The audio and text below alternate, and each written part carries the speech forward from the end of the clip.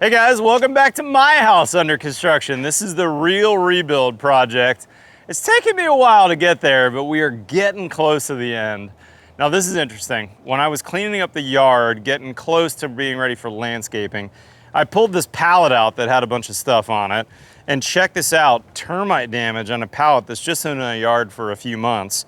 I also have a pile of lumber in the backyard that I've kept for blocking. You know, blocking lumber. This piece of 2x10 is probably $1,000 in today's lumber prices. Well, check this out. This is on the bottom of the pile. Tons of termite damage. On the build show today, we're going to be talking about what you need to know as a builder, remodeler, architect, or even a homeowner about termites and their behavior and your options to protect your house. Today's build show is sponsored by Sentricon. Let's get going.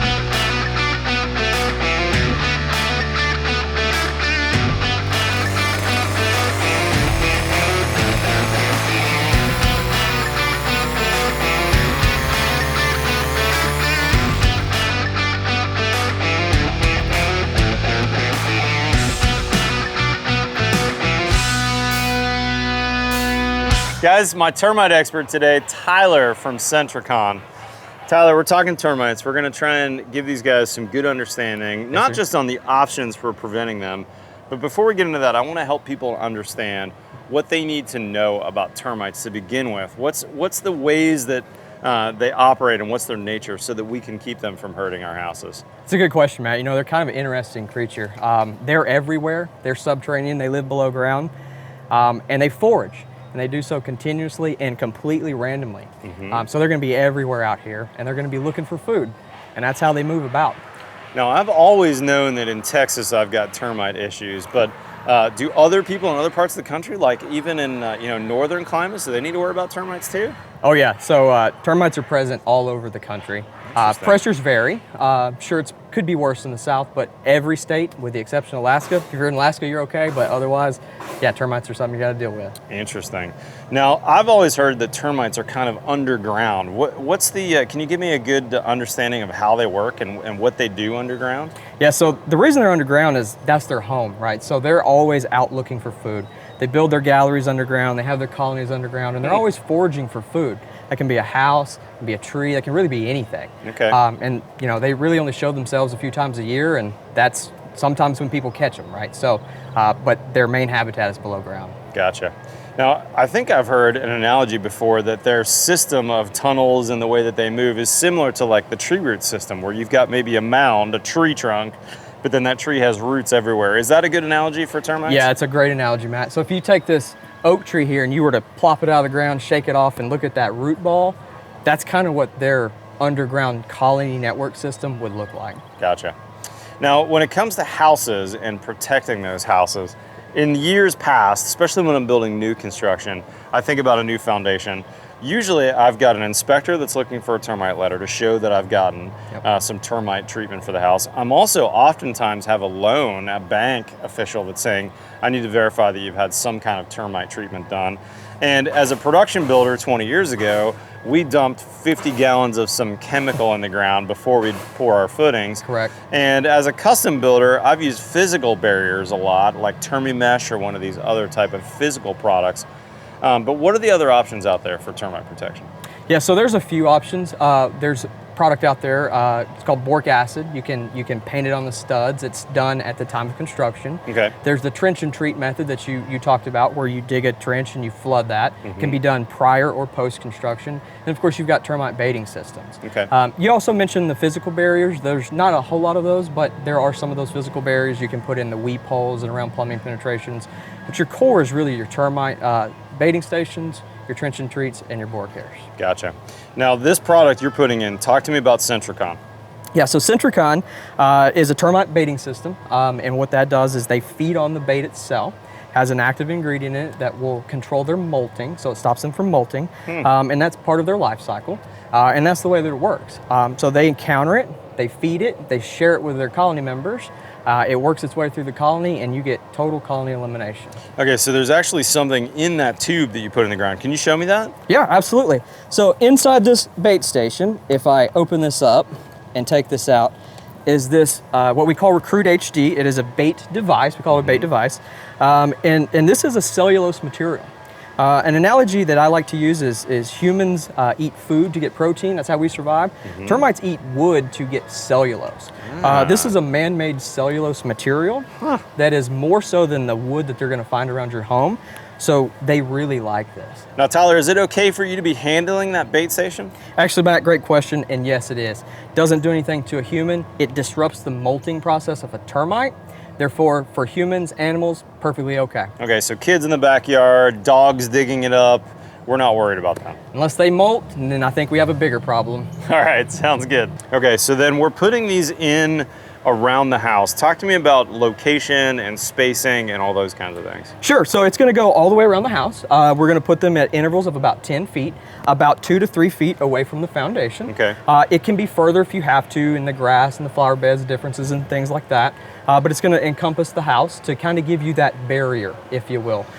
You can also put them on exterior structures like a tree, if you have a wood pile, maybe even a shed, a wood shed somewhere out there like that, you can always put them around those structures as And well. why would you put it around a tree in particular? Great question. Well, you know, one of the things is trees are made out of wood. Yeah. So they can be consuming that wood.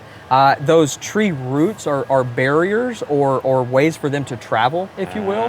So they kind of live amongst them and use those to travel amongst as well. Gotcha. So if you have a bunch of old trees in your property, those could be places that you might want to put a bait station as well. Yes, especially if you have feeding already going on there. If you've already got activity there, it's definitely a good thing to do. Now, it looks to me like around my house here, you've put them in kind of a regular spacing. Is there any rhyme or reason to the distance and that sort of thing? Yeah, so we actually recommend about 10 feet between the stations. And what that's gonna do is that optimizes the contact. You know, I mentioned a while ago their foraging habits. You think of that root system of a tree, spreads out. This is gonna optimize that contact. Every 10 feet around your structure, create that barrier and you're good to go. Okay. Now, how often do we need to look at these or check them or do something to them? Do they disintegrate when it rains or when my sprinkler system comes on? Yeah, so because of the matrix these are made out of, they do not disintegrate, they do not go anywhere.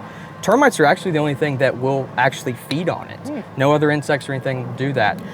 So they're actually checked once per year, at least once per year. And you only replace it if a third or more of this has been consumed. Okay. If not, it goes back in the ground. It actually gets better over time. So the longer it stays in the ground without being fed, it gets better over time. Huh.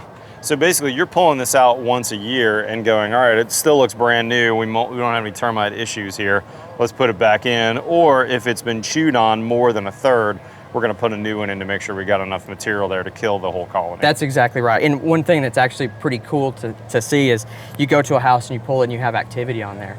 You know, it kind of sounds scary because there's termites there, but no, that's actually what you bought it for, right? That's why that's protecting your house.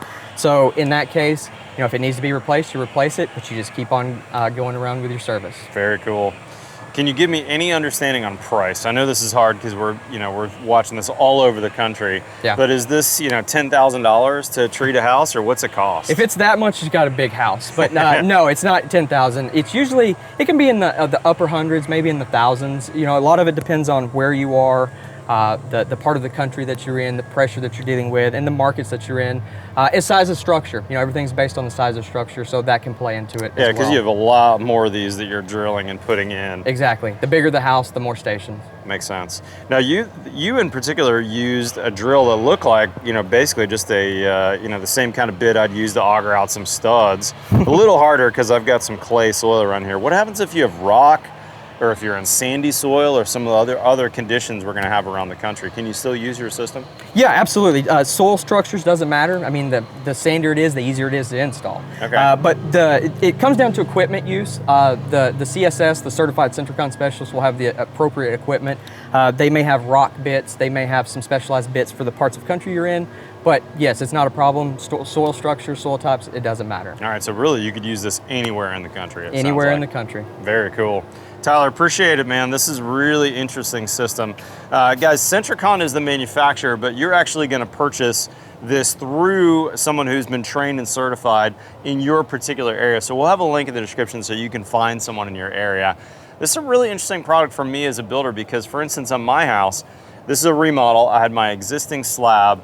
I couldn't do anything when it comes to kind of slab pre-treats. I had to think about doing something after the fact.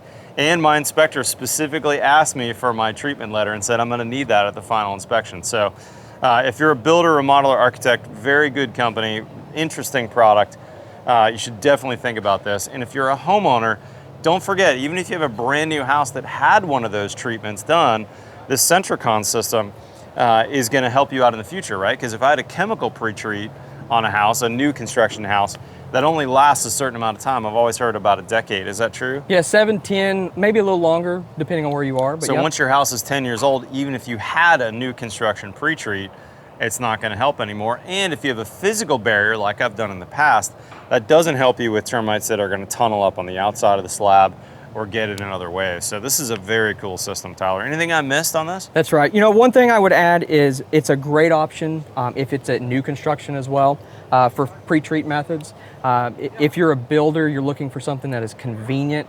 The great thing about Sentricon is it can be installed after final grade is done. So you're not having to hold up concrete trucks, anything like that. You're not waiting on that guy to come before you pour concrete. Exactly. So this can be done, landscape can be in, cannot be in, but the house can be completed, and then you're getting your termite treatment done. Yeah, so in my house here, I still have another 60 or 90 days, but my final grade's done, so we could install this now. Exactly, that's right. Tyler, thanks for coming out, man. Awesome. Really appreciate it. Thank you, Matt. Big thanks to Sentricon for sponsoring today's video. There's a link in the description for these guys. Hopefully you learned something.